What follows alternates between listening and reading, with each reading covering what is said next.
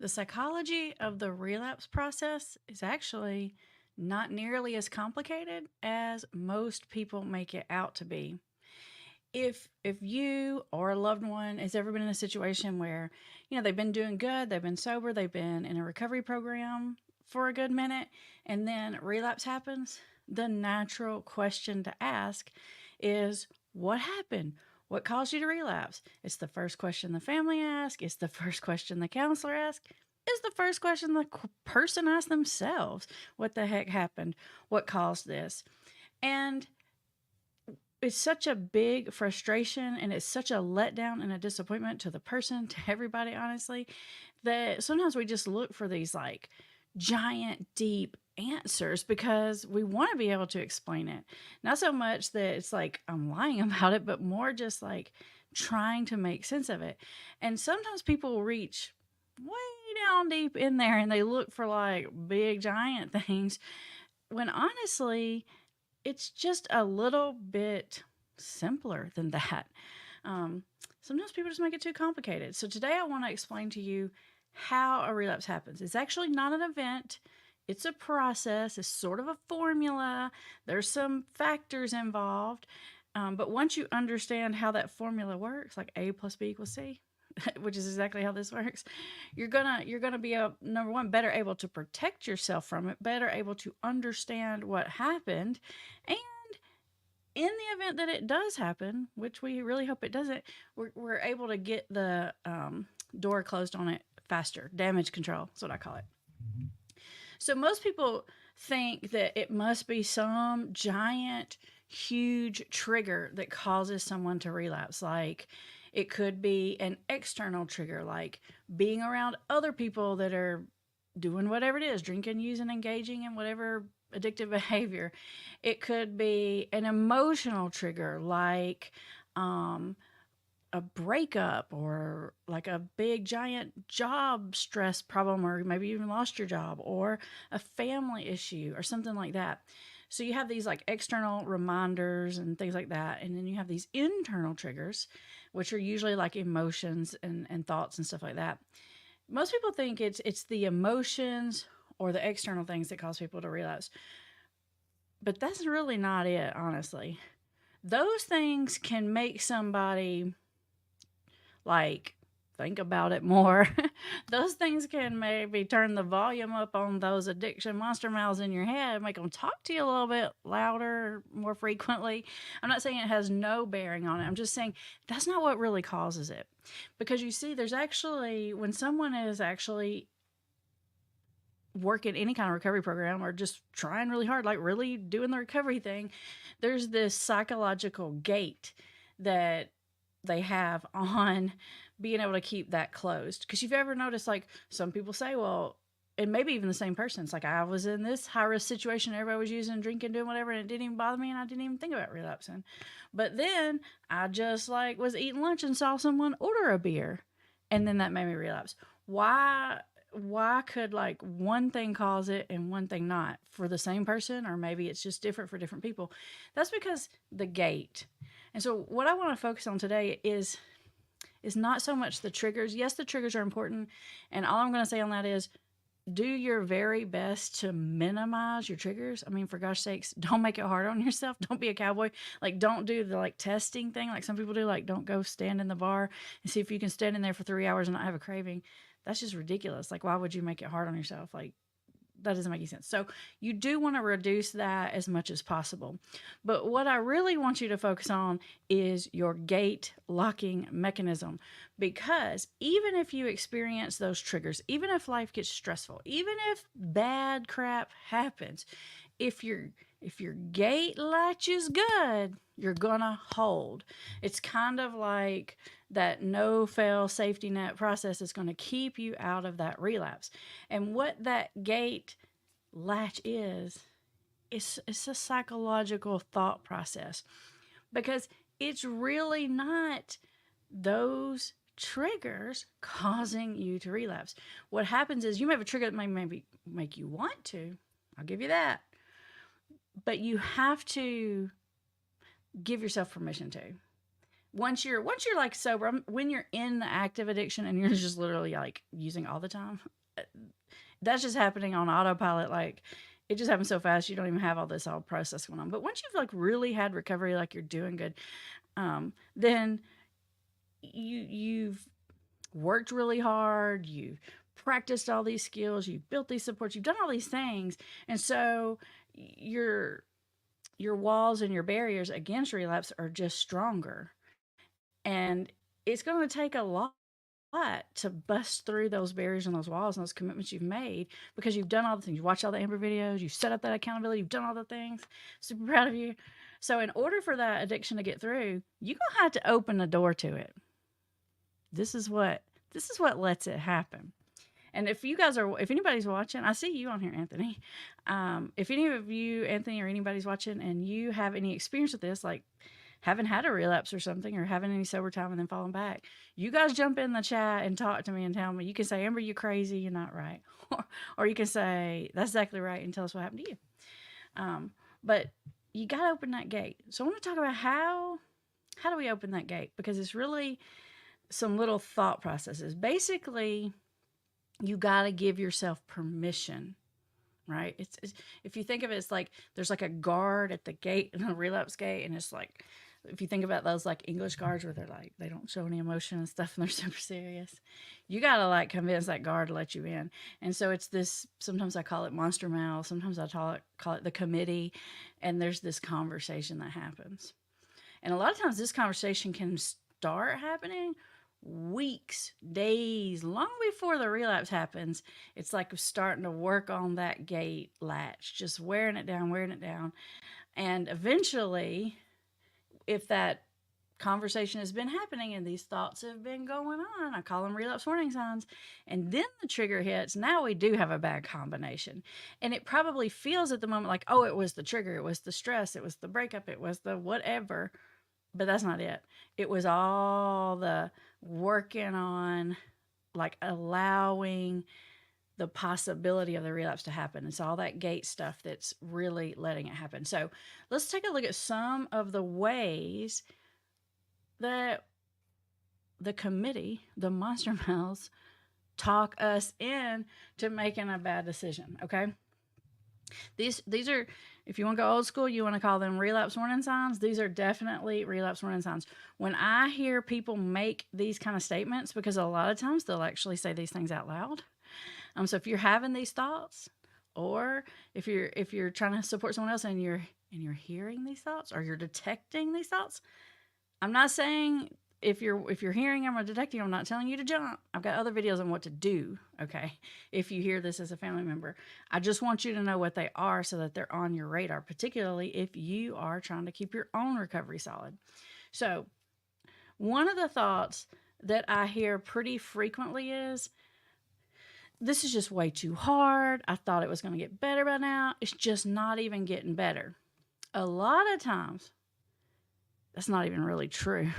A lot of the times people start convincing themselves of that. It's like this preemptive, set the stage, start convincing myself early for the relapse thing.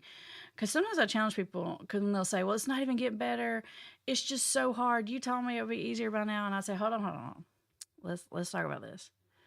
You actually, when I first started talking to you, you were like triggered and craving, and it was really hard, and you were thinking about it like 30 times a day. And now you're still having some of that, but it's like once or twice a week. And they'll be like, well, I guess you're right. So it's like, so is it really not getting easier?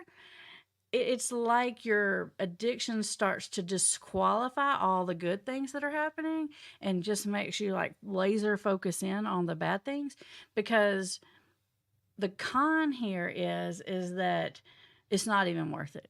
Like, it's not getting easier. They said it would get better, and it's not, and your life's just worse, and it's just hard, and it's just always going to be hard, and you might as well give up. Do you hear the little con monster mouth talking to you? Because that's what it sounds like. It's some version of that. And I hear people tell me this in session, and what I know is happening when I hear this is, oh, you setting me up. It's coming because you're thinking about using, and you're trying to figure out how to justify it. The second little thought psychological process that you start to hear is, well, yeah, like I'm an addict or I'm an alcoholic or I'm a whatever, but I'm not that bad. I mean, I didn't lose my job. I mean, I'm still married. I mean, like, I didn't like pawn all my stuff. And so it's like this person. So this is the way I hear it in session. It's like the person is like, oh yeah, I'm working this recovery program. I really got to be sober. Like they're saying all the right things on one hand. But then you hear or you think these little thoughts come in about how it's really not that bad. They're these little minimizing thoughts. I don't know if any of you guys saw my newest release video, the one that came out on Tuesday. Because in that video was actually a reaction video to this other YouTuber who his name is Dr. Deloney. He makes YouTube videos and he has these people call in and he talks them through the problems. I like him. He's good. He's really good relationship advice. Anyways, he had this caller on who was talking about like how his wife like moved out because he had this relapse. And on one hand, he's all talking about like I was going to AA, I was doing everything, I went to detox, blah blah blah blah. He was saying all the stuff. But then, if you listen closely, go back and listen to that video if you want to hear what this sounds like. If you want to learn what it looks like and what it sounds like, you can hear it clearly in the video. But he says, but you know, I wasn't that bad. Like, he was like minimizing, like, I wasn't nearly like as bad as like all those people in AA, you know, like I was still working. And so when I hear those thoughts, what that is it's like in my mind, it's like a little monster mouth in there, a little monster guy, and he's got like a crowbar, and he's taking that gate and he's sort of prying open. He's just making a little hole, a little wedge, because when the time is right, when the circumstances right, and the whatever it is available, or there's a big trigger, it's gonna bust through the gate. A third thought that I listen for or pay attention to is some kind of thought that's kind of like, it's just who I am.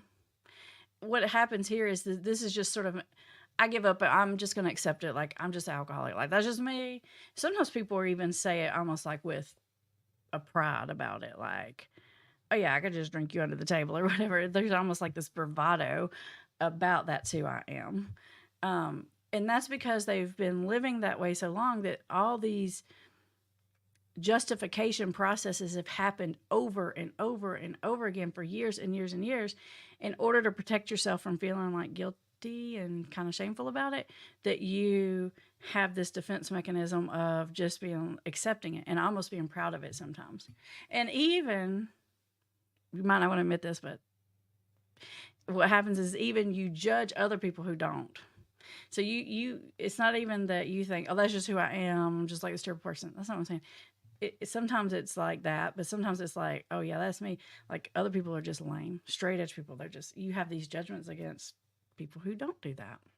And that's all defense mechanism protecting your ego and yourself. Number 4 is one that I've talked about on this channel quite a bit. It is the biggie. It's the big cat daddy of all the ones I'm going to say. This is the one. I have a whole video about it. I actually have a lot of videos about it, but I have one video that's specifically about this. But it's self-pity and resentment. Once you start building a resentment really big about something in your situation, maybe it's a family thing, maybe it's a girlfriend or boyfriend thing, maybe it's a work thing, maybe it's a sibling thing, maybe it's a whatever, you start fixating on it, you start feeling trapped by it, you start convincing yourself that there's no way to fix it and that it's not fair and that there's nothing you can do. This is a process. It's not an all in one day thing. It looks like it from the outside, because from the outside it's like everything was fine, and then, oh my gosh, I just found myself at the bar. There was some monster mouth in there with that crowbar pride open this hole before you ended up in the bar. And a lot of times the way that it's doing that is with this resentment, which leads to feeling sorry for yourself, which leads to giving yourself permission to make a bad decision. It's like the Grand Slam ace card. Like, if those monster mouths, if they're going to pull out the fail proof, that's it right there.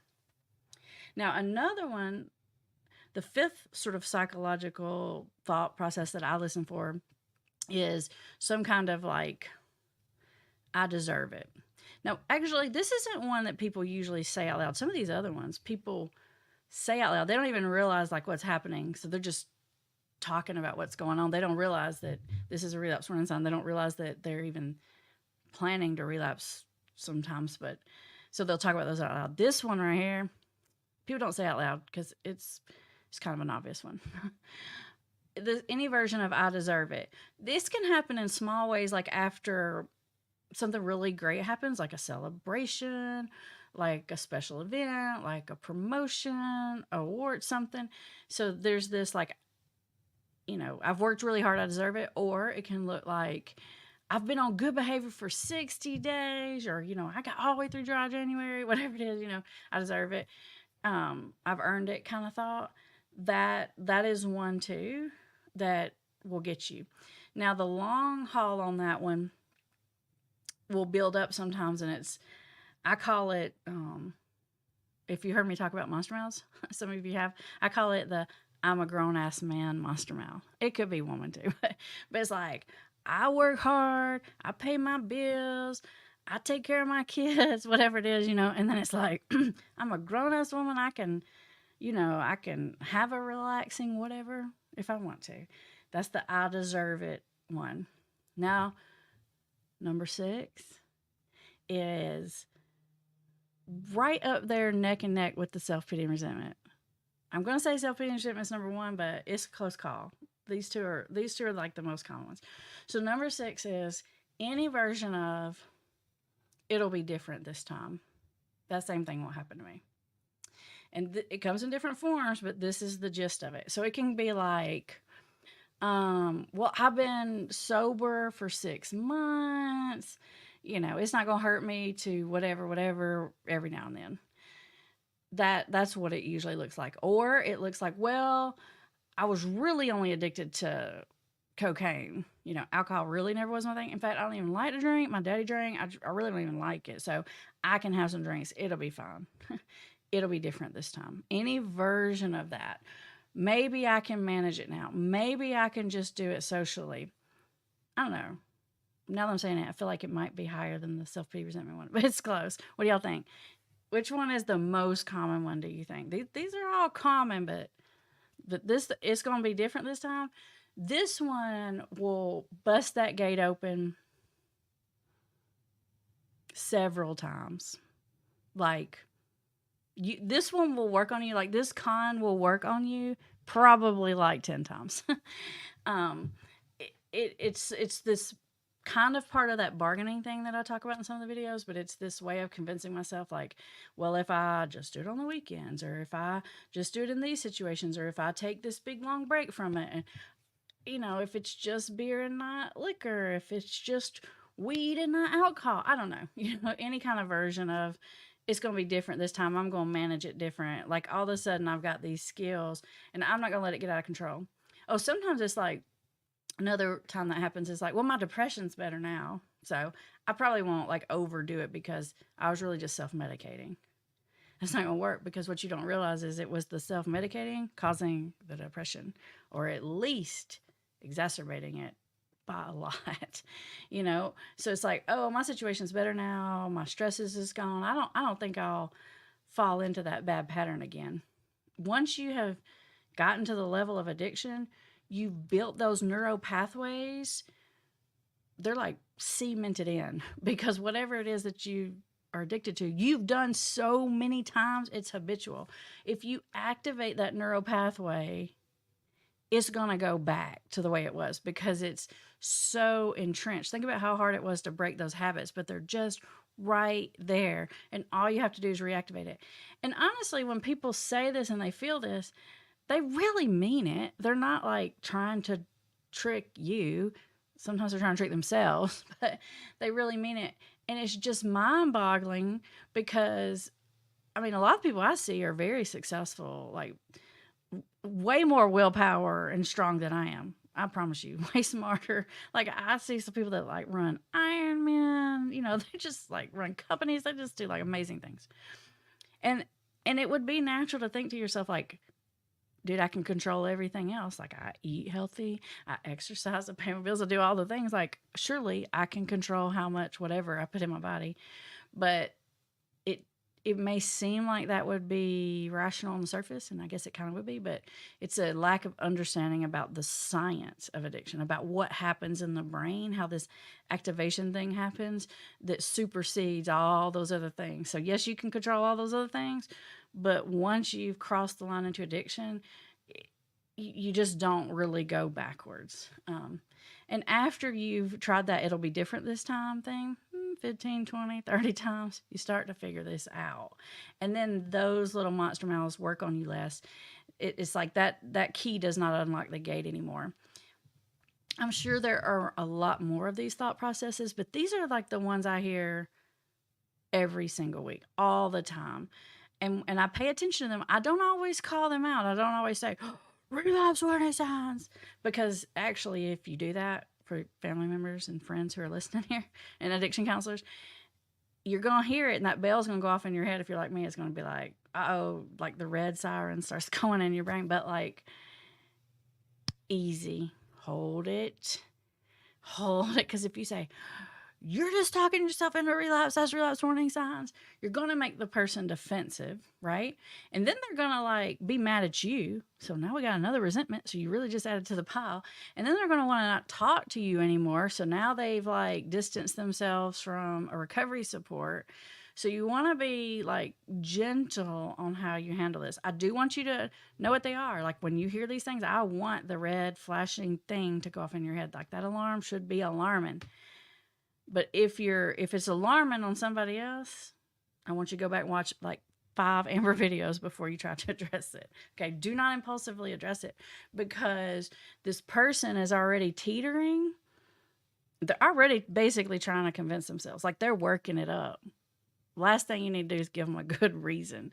That doesn't mean you shouldn't say anything. I just want you to be thoughtful and strategic about what, or even if sometimes you don't need to bring it up, but if you're going to, like how you go about doing it, because just impulsively calling someone out and say, I know you've relapsed, or you're going to relapse, or you said the same thing last time and you know how that ended. Do not say that. You could think it all you want. You can call me up, tell it to me if you want. And I'll say, you're totally right. It's probably what's going to happen, but don't say it because there might be a chance that they could pull out of it, right? And I don't want you to go and cut that last safety net, safety line that could hold them in place.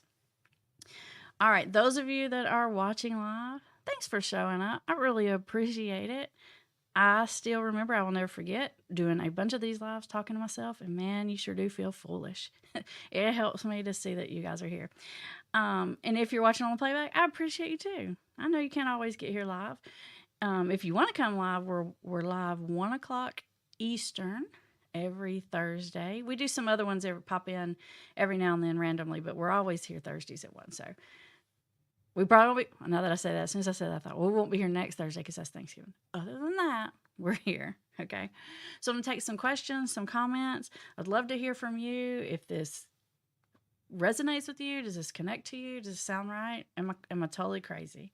Or maybe I missed one. Maybe there's one you've had this thought a bunch of times, you've heard it a bunch of times, and you can like add it to the list. Because if I missed one and you know it, you need to say it because it'll help someone else catch it. You could help someone else not fall back into that pit because they're going to be like, oh, that's the thought. There it is. And the red light goes off. All right.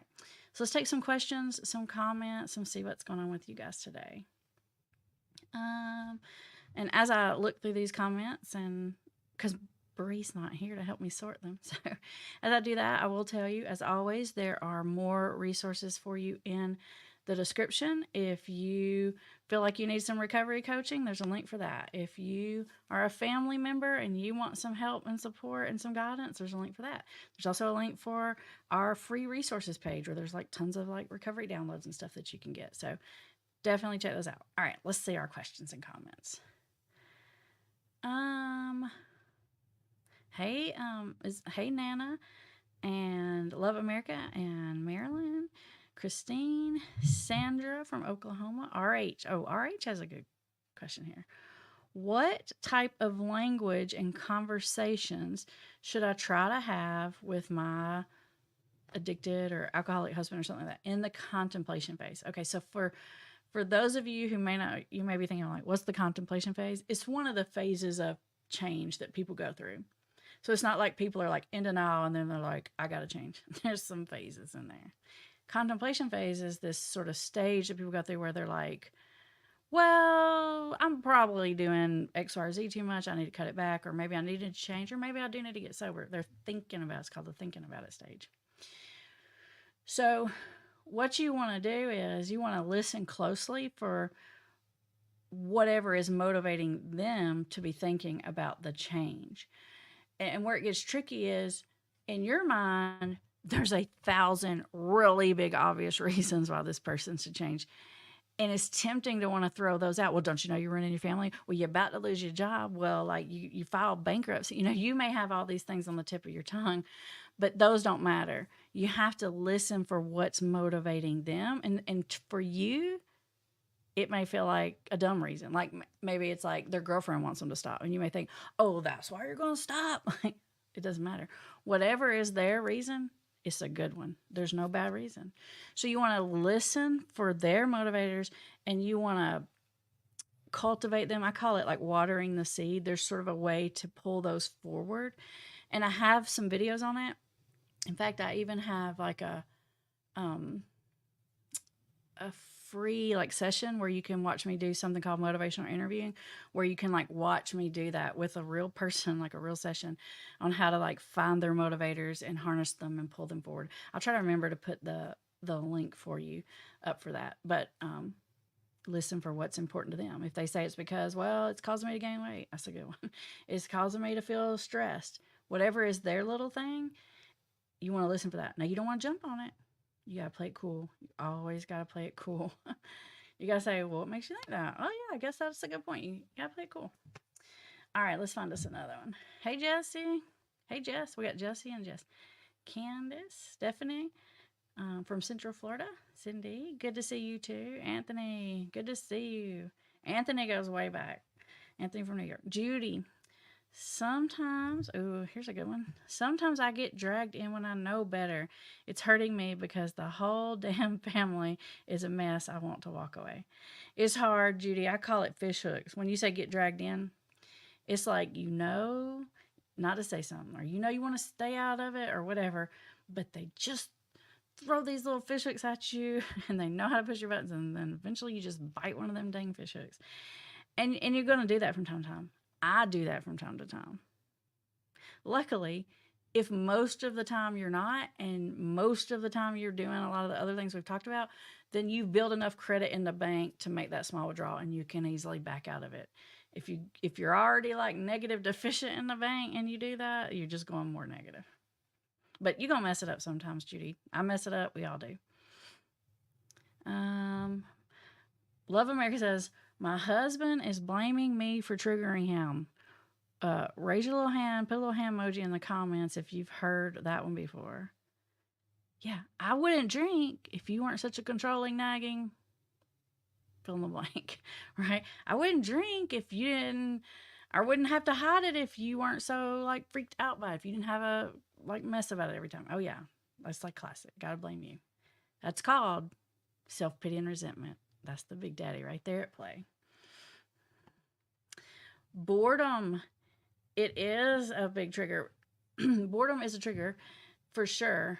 Keeping yourself busy, keeping yourself occupied is helpful, but it's boredom is like one of those other triggers. It may make you want to, but it's not going to get that gate open unless you have to get that guard to open that gate. And in order to do that, you have to have a reason why it's okay. So if it's a boredom trigger, my guess is that there's going to be some thought about like, oh, just this one time, or it'll be different this time, or I'm not that bad. Some sort of minimizing monster mouth con. Let's see here. Donnie, thank you for the super chat. You're so sweet. Let's see here. What else do we have? Hey, Cindy from Pennsylvania. I appreciate you checking in and watching. Here we go. I've relapsed over breakups and heartaches. Oh, if you're still watching, tell us a little bit more about that, because that's That's a big one. um, I feel like the combo thought that probably goes with that is like, this sucks. It's never going to get better, because when your heart is broken, it really does suck, and it does feel like you'll never feel better, and it lasts kind of a long time. It's terrible. It's actually like being in withdrawal, and so that's the one that you convince yourself, I'm just never going to feel better. I'm miserable. Like, I can't take this anymore. With the heartache and the breakup, then you have the bad combo. Is that the way it happened for you, or was it different? Good morning, zombie mom. Oh, I like this. Candace says, the guard has to be like Gandalf. You shall not pass. I haven't thought about that, but now from now on, that's the visual. Everybody put that visual in your head. Like Gandalf. Y'all know Gandalf from Lord of the Rings with the big white beard and the big staff? And it's like all the big powerful wizard. That's what I want you to think. You need to get a Gandalf in there. I like it. Hey, MS from Orange County. Um, Hey, 365 recovery group from Frisco, Texas. That's close to where my sister is. Anthony says, I had a couple of relapse episodes of use lately, and I always trick myself into believing it will make you feel better. That's a good one. Let's add that to the list, Anthony. It's going to make you feel better. That's a lie, isn't it? It does feel like, especially if you're feeling bad, it's like, just need some reprieve. I just need some relief. The thing of it is it only ever makes you feel worse every time, especially when you've been in recovery, because you can't even enjoy the high because you feel guilty about it. It's kind of a buzzkill once you've had recovery. So it's a trick for sure, but that is a common one. So let's put that on the list. You guys add that one in. Command from South Africa. I've been listening to you. Thank you. Thanks for listening. Nicole has a question. I'd love to hear your insight from the perspective of food, binging, overeating gate, thoughts, and interventions. It's very difficult when eating is part of life. I totally agree with you. I struggle with this one myself. And I would say that it's probably a pretty similar process. I can tell you how it works for me. So for me, it's like you wake up, you had a good night's sleep, you're all in the good zone. You're like, all right, I'm gonna be good today. I'm gonna like work hard. I'm gonna make good decisions. I'm gonna eat right. I'm gonna exercise. And you have all these good plans, and you do good for a while. For me, but as the day goes on and you get tired and tired and tired, and your willpower wears down, you eventually just get to the F it, or that I deserved it, or I've worked hard, or I just got to eat something. I don't have time to go make something healthy. So yes, there's that gate opening process, and I would say that it works just exactly the same. Let's see. Anthony says it always starts with having a bad conversation in his head. Okay, here we go. Here's a good one. Dawn says, my son says often, 17 years we've been going through hell. He's 34 and it started at 17. Okay, so that one is, I'm glad you said this, because this is a good example of it's not getting easier. It will never get better. So basically, when you have that thought, it's permission to quit trying, because it's basically like saying, why even try? It's been going on 17 years. It's never going to get better. That's a great example of what I'm talking about.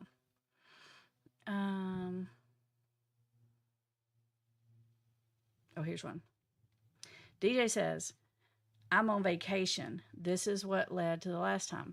Right.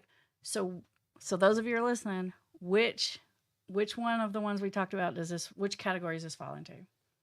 I wish we had some game show music like do do do do, right? Okay. This one falls into the I deserve it. I'm on vacation. I deserve to let go and relax. And I mean, that's like a common vacation thought, right? Like, I'm on vacation, I'm gonna eat whatever I want. It's not uncommon. It's not even unreasonable, right? I totally get it. Vacation is a big one, especially if you vacation anywhere that has water involved. I don't know why, but that just seems to make it worse.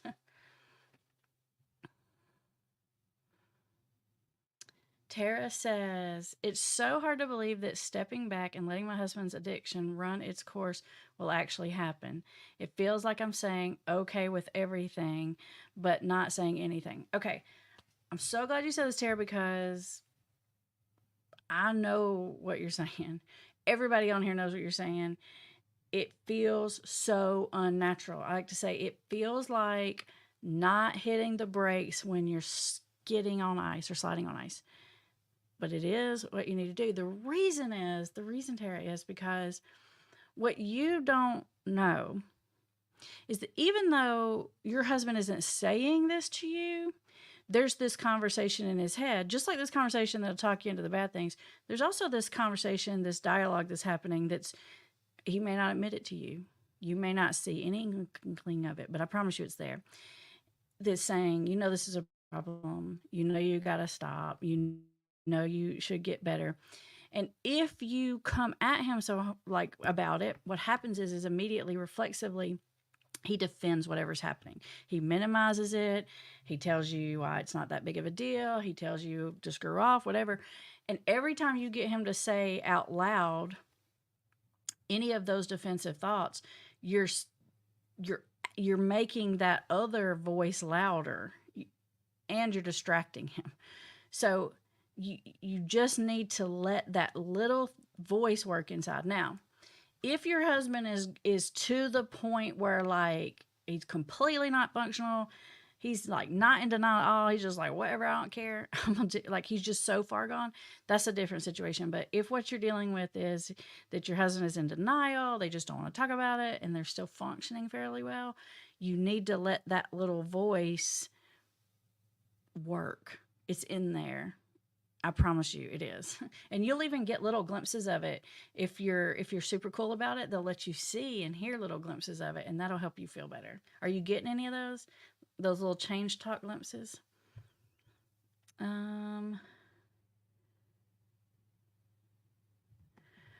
What do you do when you hear these things? How do you stop it from taking over? If you hear these things and they're your thoughts, as in you're the person with the addiction, you just remember back this video and you say, shut up, you lying little monster mouth, I'm not listening to you. You just say, you told me that crap last time, it's not even working.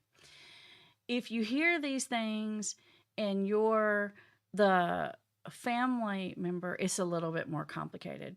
And I have some videos on here. I think they're in the playlist titled Relapse, that talk about sort of what to do, how to damage control it, because it's not a black and white answer here, but mostly don't like jump on top of it and say you're thinking about relapse. Don't send this video right here that you're watching and say watch this video right now because you're having these. Don't do that. Take it calm, take it easy. Go back to all those things that I teach you, and try to redirect it or intervene on it, but you have to do it delicately.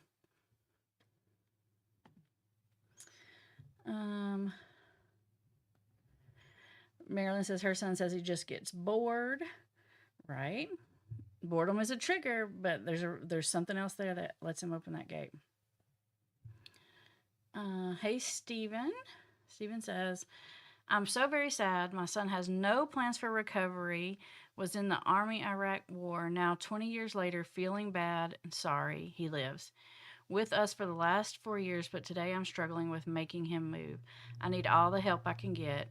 Have done and tried. He is a wonderful person and lovable, but I feel love for him, but not the unlovable behavior. That's a really good way to think about it, and that's true. The war was so tragic, and the trauma for him and his family, I feel like I have cement boots on and I can hardly breathe. Right. I think this one is kind of a version of it's never going to get better. Probably this is a dialogue that your son is having with himself, like I'm just miserable, it's never going to get better. And probably like this is the only way I can cope, or this is the only thing that makes me feel better, some version of that. And it makes it really hard on you too, as a family member and as a father, because you have that empathy for them. I have lots of unpopular thoughts, but probably my most unpopular thought is this: as much empathy as I have for people who struggle with addiction, who have traumas, and there are lots of them, I have every bit of heart for it. it's not an excuse.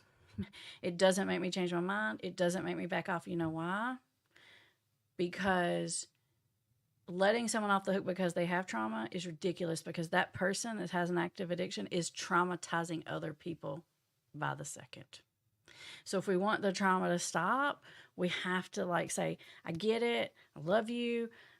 I understand your dilemma. I'll do anything I can do to help, but that's not a reason to keep going. It's not a reason to keep this addiction going or to not hold yourself accountable, because look at the trauma that it's causing you to watch that addiction going and whoever else is in his life. So that's why I have empathy for it, but it doesn't, because sometimes families will even have so much empathy that they just make really bad decisions. Like they'll just like literally keep buying them drugs, or they'll just not hold the boundary with them because they have so much empathy. It's not a good reason to do that. Let's see. Christina says, I have 3 years clean off of meth. Last year, I started my own business and just bought myself a new car. I know that that's not possible for me to have a family and relation. Wait, hold on. I know that it's not possible for me to have a family relationship and be successful. I think there's like more than that. Is what you're saying is like, I could never have done this stuff and be on math. I think that's what you're saying. I think what you're saying, what Christina's trying to tell us is like, this is one of the ways she guards against this relapse, is she reminds herself like, look how far my life has come and how much better it is. And I can't have that when I'm in that state. And so when you have those little monsters come up to the guard, this is a good thing for that guard to say right back.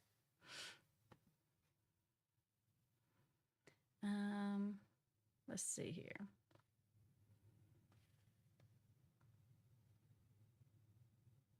Tina says, I've got to put this up here because this is like a nice little review. Tina says, your members group is great. Thank you, Amber, and your team for making it possible. You are so welcome. Our members group has always been great, but we recently had those upgrades, and we're really excited about it, actually. We've had a little technical learning to have to do, but we love it. They're having the live group coaching every week. If you guys are a family member and you're not in that, you should definitely be in that, because Kim and Campbell come on there every week and answer your questions and give you advice, and it's awesome. And Kim and Campbell, let me tell you what is better about them than me. They look after you, the family member. I feel like I'm always taking up for the defense for the person who's probably done some bad things. It's true. That's what I do. But they look out for you. They're good with the boundaries. Our fellow that we just talked to has the son that was moving out. Let me find your name again. What was your name? Was it Steven? Steven, if you're not in that group, you should be in that group, because Campbell would keep your head on straight about this. She's the best at that. She's been through it. She's got 2 sons. She's really good. She would keep you solid. Debbie says, you're picking on me. That's a thought. Right, you're picking on me. Which one does that fall into? Self-pity. That's right. And relapse. Or self-pity and resentment. That's right. Let's see. Question. Susan says, hubby just relapsed over the last 6 months-ish. His issue is pain pills. He recently said he thought all of what you have mentioned. Are there any chances for him to stay sober? So what you're saying is are you saying he's been sober for the last 6 months? Or are you saying he's been in a relapse for 6 months? Hold on.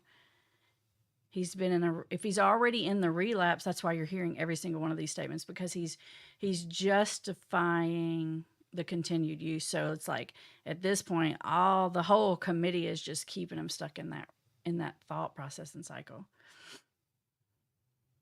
CCV says, prior to my husband's recent relapse, he told me that a stressful family issue really made me want to drink. 2 days later, he relapsed. Should I have said something when he signaled this weakness? This is actually a really good question. Kind of goes back to what I said as far as like relapse doesn't happen all at once. It's a process. So this could have been where the first domino fell. Maybe it was an argument, a fight, whatever. I don't even know, like a financial situation, whatever. The situation was that caused a lot of stress. The fact that the person said it out loud most of the time is a good sign, I think. Like if the person says it to me in session, oh my God, I got so upset. I was so stressed. I just couldn't take anymore. I really want to drink, Amber. If somebody says that to me, I actually see that as a good sign because they're not going to tell me that they're wanting to drink if they're planning to drink. So a lot of times saying it out loud is a good sign. There's one situation where it's not. Sometimes the person is saying that as kind of a way of, I don't know what the stressful situation was, but if it involved you and he's saying it to you, what he might be saying is, you're making me want to drink. And he might be falling into self-pity and resentment.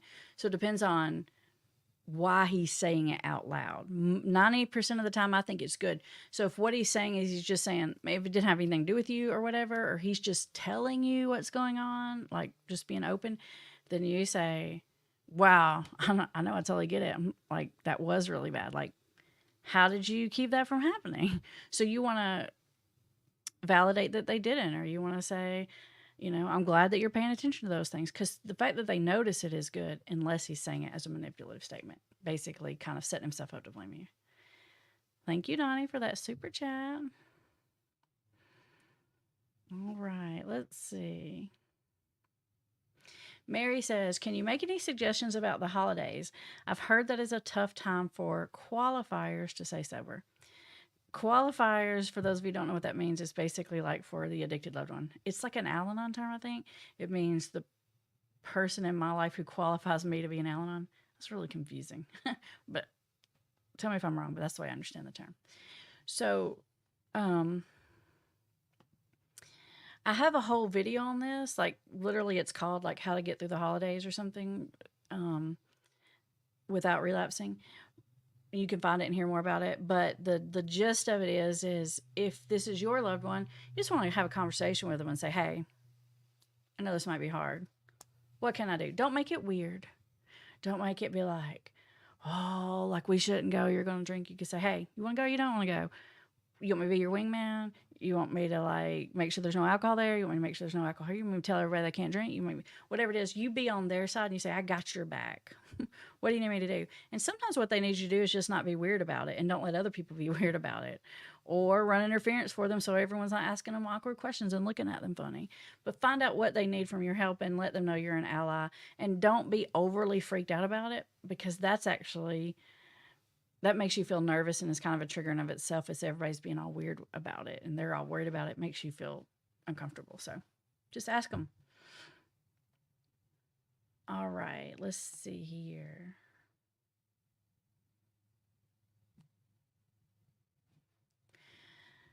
Roxanne Richard says, if you hear those voices, go to a meeting.